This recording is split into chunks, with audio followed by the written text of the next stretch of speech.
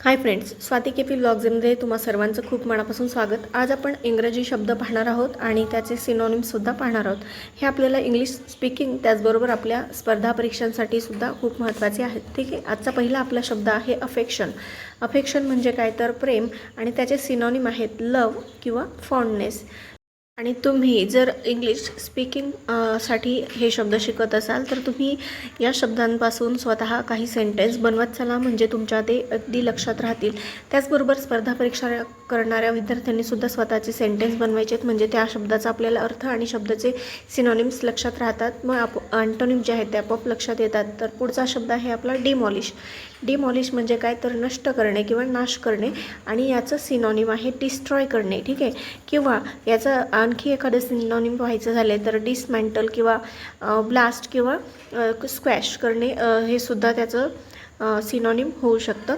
पुढचं आहे freedom. Freedom म्हणजे काय तर स्वातंत्र्य किंवा मुक्ती, ज्या आपण म्हणू शकतो की पूर्वीच्या काळी स्त्रियांना फ्रीडम नव्हतं वगैरे।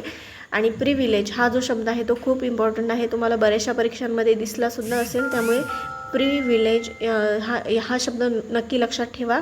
त्याचा अर्थ होतो स्वातंत्र्य किंवा मुक्ती। लिबर्टी हा सुद्धा एक फ्रीडमचा सिनोनिम आहे, तो सुद्धा लक्षात ठेवा। ठीक आहे, आपण अशा प्रकारे सिनोनिम पाहतोय आज। आणि पुढचा शब्द आहे आपला व्हॅल्यू। व्हॅल्यू म्हणजे काय तर व्हॅल्यूचा या ठिकाणी अर्थ आहे महत्त्व, आणि त्याचे सिनोनिम्स जर पाहायचं झालं तर आहेत ते सिग्निफिकन्स किंवा वेट आणि इम्पॉर्टन्स, हे आहेत त्याचे काही सिनोनिम्स व्हॅल्यूचे। ठीक आहे, महत्त्व। आणि अजून एखादं सिनोनिम पाहायचं झालं तर कॉन्सिक्वेन्सेस। ओके, तर हे सुद्धा त्याचं सिनोनिम आहे। व्हॅल्यू शब्द आहे आपला वंडर। वंडर म्हणजे काय तर भटकंती, आणि याचं जर सिनोनिम पाहायचं झालं तर ते आहे स्ट्रोल किंवा रोमिंग। आपण म्हणत असतो रोमिंग किंवा स्ट्रोलिंग, आणि याचे मराठी अर्थ भटकंती किंवा हिंडणे, भटकणे अशा प्रकारे आपण घेऊ शकतो।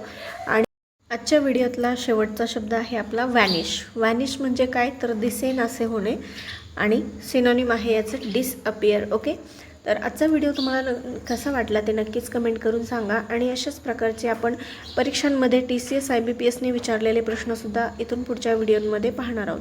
त्यामुळे व्हिडिओला सबस्क्राईब केले नसेल तर सबस्क्राईब करून घ्या चॅनलला, आणि व्हिडिओला लाईक करा आणि शेअरसुद्धा करायला विसरू नका। थँक्यू।